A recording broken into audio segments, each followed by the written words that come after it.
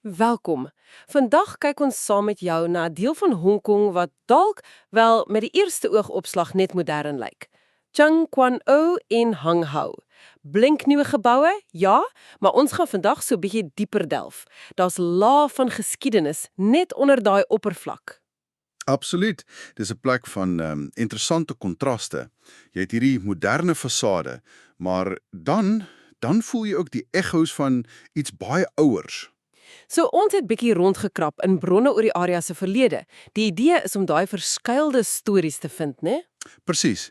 En om vir jou die luisteraar dalk 'n paar juwele uit te wys, plekke met betekenis. En ook om te dink oor hoe hierdie plek so vinnig kon verander. Dis nogal iets. Ja, dis 'n reuse sprong van, jy weet, vissersdorpies en landbougrond na hierdie besige stedelike sentrum en dit in net 'n paar dekades. Ongelooflik eintlik. Goed, kom ons begin sommer by die naam. Tseung Kwan O. Dit beteken iets soos generaal se baai, reg? Dis klaar 'n storie op sy eie.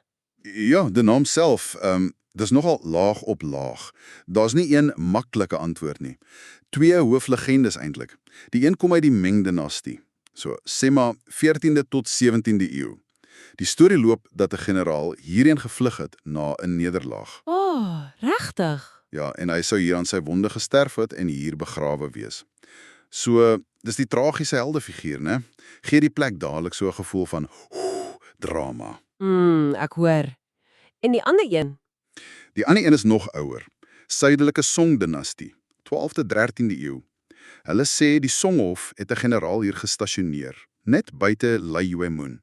Jy weet daai nou se seestraat, die strategiese ingang, om te verdedig teen die Yuan-magte. So hierdie storie beklemtoon die militêre belang van die baai, lank terug al. Of dit nou presies so gebeur het of nie, die feit dat mense dit onthou, is seker die punt. Daai militêre glorie. Presies, dis deel van die plek se geheue. Maar dan kry jy die Engelse naam, Junk Bay. Ja, wat beteken dit? Wel, weer twee moontlikhede. Een is dalk nie foneties, dit junk vir die Britte soos die Kantonese Tseung Kwan geklink het. 'n Raaiskoot. Ja, dalk. Maar die ander, meer waarskynlike rede is doodgewoon prakties. Die baai was vol Chinese seilbote, daai junks. Dit was 'n goeie ankerplek. Dis interessant. So, plaaslik is dit die generaal, die held. Vir die buitestanders is dit die bote, die handel. Ja. En daarin lê dank iets van Hong Kong se hele identiteit, né? Daai spanning, romantiese idee versus praktiese handel. 'n Dubbele aard, ja. So, waar's die juweel hier? 'n Standbeeld iewers? Nee, nie 'n fisiese een nie. Die juweel is eintlik die Tseung Kwan O promenade self, die waterfront. Hoe so? As in 'n virtuele monument. Juis. Gaan staan daar verkieslik aan die kant nader aan Lai Yue Mun, die plek waar daai Song-generaal sou wag gehou het. Kyk uit oor die water en dink, was dit oorlog of handel wat hierdie plek gevorm het? Die feit dat jy vandag daar kan ontspan tussen die moderne geboue, laat jou oor albei dink. Die generaal en die seilbote. Dis die ervaring. Ek hou daarvan. Goed, van die baai se naam na die mense. Dit bring ons by Hung Hau en die Tin Hau Tempel. Dis die ou hartland, né? Ja, Hung Hau is waar die ouer geskiedenis lê en die Tin Hau Tempel is sentraal. Dit het seker iewers in die vroeë Qing begin, klein, miskien 17de, 18de eeu. Maar die groot oomblik, dis 1840, die 20ste jaar van keiser Dao Guang. Toe is dit grootliks herbou en verskuif na waar dit nou is. 1840. Dis 'n interessante tyd, net voor die Eerste Opiumoorlog. Presies, en dis die punt, dat die plaaslike gemeenskap toe reeds die geld en die organisasie gehad het vir so 'n groot projek. Dit sê iets. Dit wys daar was 'n sterk, selfstandige gemeenskap hier, nog voor die Britte die nuwe gebiede heeltemal oorgeneem het. En is daar iets in die tempel wat daai ouderdom bewys? O ja, daar's 'n groot eysterklok, en die inskrifsie is duidelik, Da Guang 20ste jaar, 1840. Dis 'n tasbare stukkie geskiedenis. Wow. En is 'n Tin Hau Tempel, godin van die see? Korrek. Vreeslik belangrik vir die vissersgemeenskappe hier. Dink aan die dorpies Tin Hau Ron en Fat Tau Chau. Daai klok, dit simboliseer al respek vir die see, al gebede vir veiligheid, 'n ou verbond. Dis nogal iets om daaraan te dink, ja. En is ook amptelik beskerm. Ja, dis 'n graad 3 historiese gebou. Die regering erken die waarde daarvan. Miskien nie die heel hoogste beskerming nie, maar dit tel. En hoe lyk dit? Is dit baie graan? Dis interessant, dit het die ou struktuur, granietpilare, maar dis meer beskei as party ander tempels. Rooi teëls buite, nie daai spoggerige groen nie. Ook nie daai baie uitbundige figure op die dakrand nie. En, belangrik, dis tegnies 'n private tempel, nie onder die sentrale tempelkomitee nie. Wat beteken dit? Dit skree amper plaaslike autonomie. Hulle het dit self gedoen, self onderhou. Dis soos 'n klein kulturele eilandjie wat sy eie ding gedoen het. Dis deel van daai weerkragtigheid. Goed, so die tempel was die geestelike hart. Wys die gemeenskap was sterk. Maar jy het gesê dit was dalk selfs meer as dit. Beslis. In daai tyd, laat King vroeë republiek, toe die Britse beheer hier nog dun was, het die tempel soos 'n soort onoffisiële hoofkwartier gewerk. 'n Stadsaal amper. Ja, presies daai idee. Dink daaraan, waar het al geskille oor grond of water besleg? Seker hier, by die tempel, met die oudstes. Familieprobleme? Ook hier. Die mark was sekerlik hier naby. Dit kon selfs stoorplek gewees het. En die ryker mense, hulle het geskenk vir die onderhoud. Dis hoe jy jou status gewys het. Dis fascinant. En daar's nog 'n leidraad, 'n inskripsie by 'n deur, gunstig gevestig in midwinter, eerste jaar van Guangzhou. Dis 1875. So 35 jaar na die klok. Ja, en dit wys daai welvaart en organisasie was nie net 'n vinnige opflikkering nie. Dit het aangehou. Juist toe die magsdinamika besig was om te skuif, Qing af, Britte op, dit versterk daai beeld van Hanghou ou mark as 'n selfbesturende plek, 'n vergete politiese hartjie. En dit het seker die ou dorpies Tin Ho Wan en Pha Trau Chau verbind. Ja, dit was die kern van die ou markgebied. Maar vandag is daai ou mark lankal weg. Hoe kry ons 'n gevoel daarvoor? Wel, dis ons derde juweel, die Man Cook Lane Park, net langs die tempel. 'n Moderne park. Ja, 'n Chinese styl tuin, maar hier's die ding. Een van die sy-altare in die tempel is vir Man Chong, god van letterkunde. En die park se naam, Man Cook Laan, letterkundelaan. Toeval.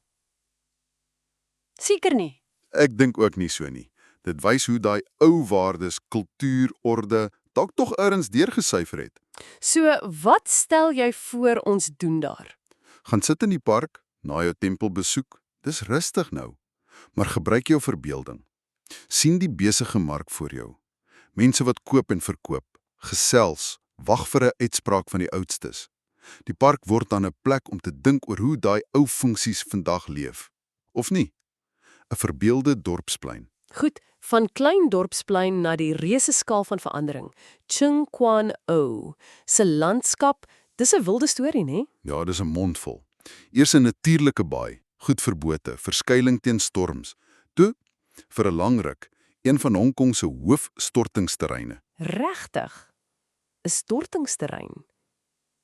Hier. Ja, dis nogal ironies, né? Vandag is dit gesogte eiendom, maar dit was die stad se agterplaas. Belangrik om dit te onthou. Wow. En toe? Toe kom die massiewe grondherwinning, laat 20ste eeu. Die ou kuslyn, die plase, die vissershuise, baie is net toegegooi om plek te maak vir vandag se woonbuurte. Die spoed daarvan. Ja, daai idee van see word muur bywelde. Dis ongelooflik hoe vinnig dit gebeur het. Dis die groter Hong Kong storie in 'n notendop. Groei, maar ook die impak daarvan. Is daar enige plek wat probeer onthou wat verlore gegaan het, te midde van al die nuwe? Ja, en dis ons 4de juweel, of eintlik 'n paar, die Tsing Kwan O Volksmuseum, of erfenissaal, en dan die Hong Kong Velodrome Park net langsaan. Die museum as 'n argief. Min of meer. Dis klein, maar dit probeer daai storie vertel. Van die baai, die ou lewe. Dis amper die moderne poging om te sê, ons onthou, selfs terwyl ons vooruit beer. En die wiele voordrum. Ja, dis die kontras wat dit so kragtig maak. Ons stel voor, gaan eers museum toe, word stil, kyk na die ou fotos. Stap dan reguit oor na die velodroom. Dis hipermodern, internasionaal, voel daai energie, die spoed, Die argitektuur, die stilte van die verlede en die geraas van die hede, sy aan sy. Dit wys jou daai pas van verandering in een oogopslag. Dis 'n sterk kontras, ja. Goed, laastens terug na die mense. Daar ou dorpies, Tin Hau Wan, Fatau Chau.